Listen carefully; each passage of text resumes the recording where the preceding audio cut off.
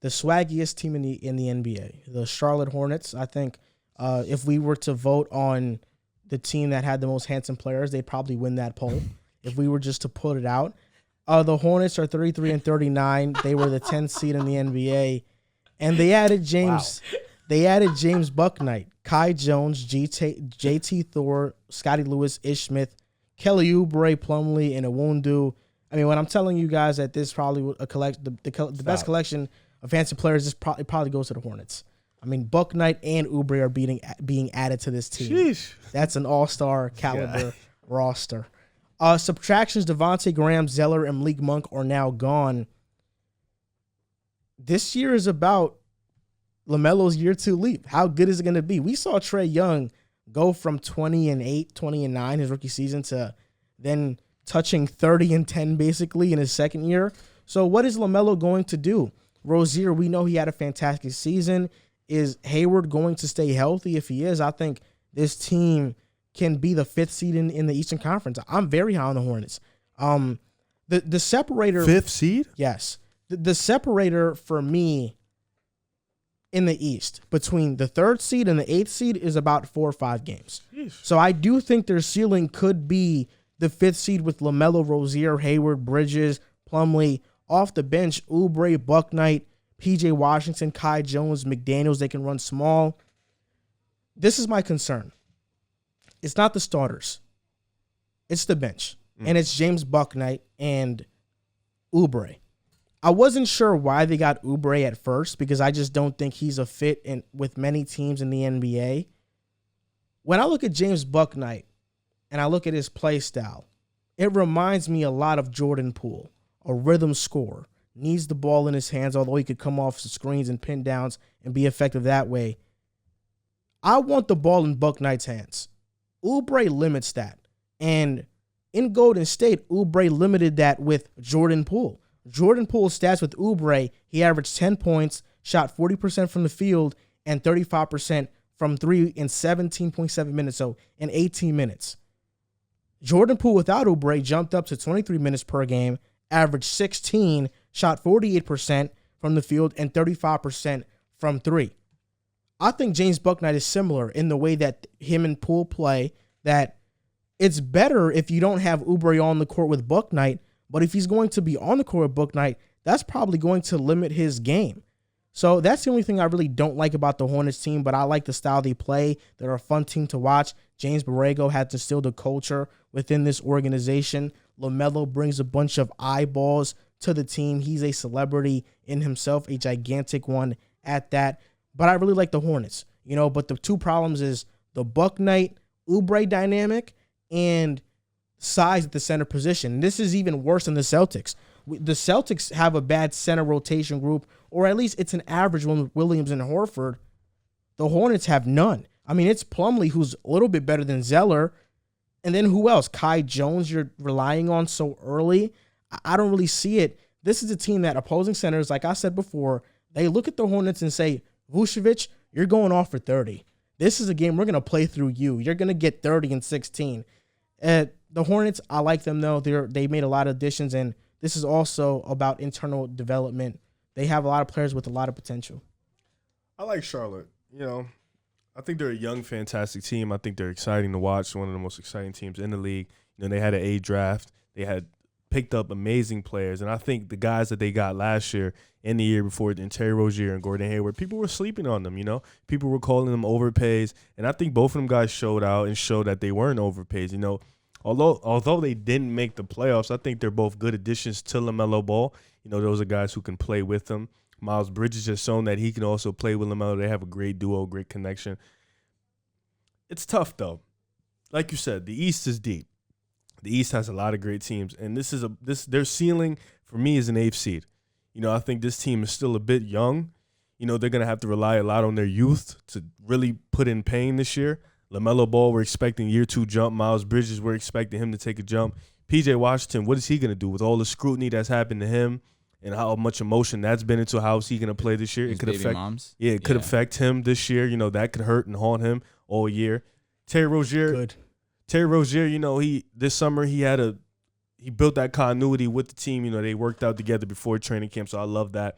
But like you said, Kelly Oubre, I watched Golden State. He's a very weird player in the sense that sometimes he diminishes other guys and diminishes the team in whole. It's hard to play him if he's not on fire. He's a guy who demands a lot of the ball, but also sometimes he doesn't benefit from it. He breaks the rhythm of an offense. A lot. Yeah, thank you.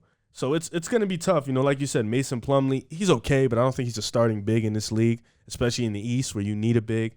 James Bucknight was a great pickup. Kai Jones, he's a good big, but he's still thin, and he needs a year or two of development to really be that starting five. But I like I said, ceiling, I think this team is talented enough to get an 8th seed. I think this team is talented enough to walk into the play and easily win those games. Floor, they're a high lottery team, just like Washington. I think they'll either they're not in the play-in, they'll be like that 11th, 10th seed, 9th seed. I think they'll fight though, just like they did last year. So I do like this Hornets team. It's just I'm not ready yet to be all in on them to say that they're a 5th seed in the East potentially. I think LaMelo is going to have an excellent season. We saw it early on that obviously his impact on the court automatically leads to wins, and we saw that the Hornets were the best that they've been in a long time. Obviously, Kemba had them in the playoffs, but this is the most excited that Charlotte fans have been about basketball in years. You mentioned Gordon Hayward. Now, Gordon Hayward is interesting to me because he is a solid ball player, and he had pretty similar stats to LaMelo, actually, averaged like four more points. Only thing about that is you don't know what you're going to get with Gordon Hayward in terms of his body. Gordon Hayward is a solid ball player, but ever since he's left Utah, he's always had a bunch of injury concerns. I do really like the draft that they had. James McKnight, you take best available, and your next pick, you take Kai Jones. You needed a center, like you mentioned. Guys are going to target their big men. You get a guy in Kai Jones. You have time to develop these guys. The Hornets are not going to be contenders this season for a championship. The whole goal with LaMelo Ball is to eventually build a team around him to compete, to at least contend for a championship. And who knows with the development of how the Hornets run their organization and the way that LaMelo initiates the offense and gets his guys involved, how Kai Jones can develop. P.J. Washington. I'm high on P.J. Washington. It's just in terms of his consistency is what I'm not high on. Because we've seen what P.J. Washington can do when he gets really hot. He can drop 40 points in a game, but then he goes and can go the next night and just drop under 15 points, 12 points. If we see P.J. Washington become more consistent, you can smile at me. P.J. Washington 40, bro. Damn. It's amazing. I know, but damn, he was like, we could see him drop 40. Like, I mean, he did drop 40. He did it once. But that's my point. He has that potential of being a solid ball player. It's just Do you trust his size? That's exactly why I like the Kai Jones selection. And Mason Plumlee is whatever, truthfully, but this isn't a team that is going to compete this season for a championship. Yeah, but do you think, like, I understand you believe that the goal for teams is to compete for a championship. Yeah. But that's not where the Hornets are at right now. I agree wholeheartedly. Think that I don't even think the that's organization. Exactly that's my point, King, for sure. It's just that this season right now, of how I look at it. But I think now the step is the playoffs. And I do believe that their ceiling is a potential playoff team for sure. Playoff, like play-in 8-7 Correct. or 6? No, I can't see them at a 5 or 6 seed right now. There's too much going on in the East right now. There's too many teams that have experience and talent that I just feel more confident in than I do the Hornets. Let me ask you this. Okay. Look at Atlanta and the Hornets. Taking Atlanta, not even thinking twice. No, of course. I think so too. But we know what held Atlanta back was Nate McMillan. Was Lloyd Pierce. Yep. Mm-hmm. The Hornets are not held back by a coach. No. James Borrego's a good coach. Yep. Let's just swap LaMelo and Trae Young. Put Trae Young on Charlotte. How highly do you think of this team? Trae Young's solid ball player, obviously. No, they're locked to make the playoffs with that. Well, LaMelo, let's just say he takes a year 2 jump similar to what Trae did, jumps up 8 a game. That's asking a lot. I'm not ready. I just dropped down OD. I'm not ready. I don't know if that's asking a lot based off the flashes we've seen from LaMelo. He's not the jump shooter that Trae Young is. Well, Trae Young shoots 35% from 3. LaMelo shot that last year. I know Trae Young is a much more of a deep threat. I know he's a better shooter, but I don't think LaMelo is a liability at shooting. I'm not saying that. I'm just saying, given the fact that Trae Young's jump shooting ability, and I think it's so high. But I also think LaMelo defensive upside 100 times higher than Trae. And as a playmaker, It's very close, but bro. You look at and you might favor LaMelo because of his size at 6'7" to view over defenses. It's not even that. Trae Young, the difference why we might not see that jump is because Trae Young, when he did the jump, the team was predicated in putting the ball in his hands at all time. Mm-hmm. Charlotte is not predicated like that. LaMelo, we won't see the ball. Yeah, but you're also under the assumption that, well, I don't know if you're operating under this assumption, but he was a rookie. And when he started, he averaged 18, 6, and 6. Oh, no. He was amazing. So if we're under the assumption that he's going to get better from that year, I don't think it's crazy to say a full year as a starter, he can average 22 and 8. 22? 23 and 8. With Terry Rozier and Gordon Hayward. Yes. It's tough. I think so. I think that if you look at Gordon Hayward, Terry Rozier, and LaMelo Ball, obviously you want LaMelo Ball to and be if 1A. LaMelo takes that all-star leap, I think is this not a lock for the playoffs? I think we're more lock for the playoffs. I'm not ready. It's all about depth, dude. Lock is obviously. 6 seed. Do you think LaMelo, Terry, and Gordon by themselves are a lock for a 5? I don't think Are you taking them over the Celtics? I don't think they're by themselves. I think they have a good bench, and I think Bridges brings a lot of value to their team as well. I do. I think Bridges is solid. Overall, they're just a good team.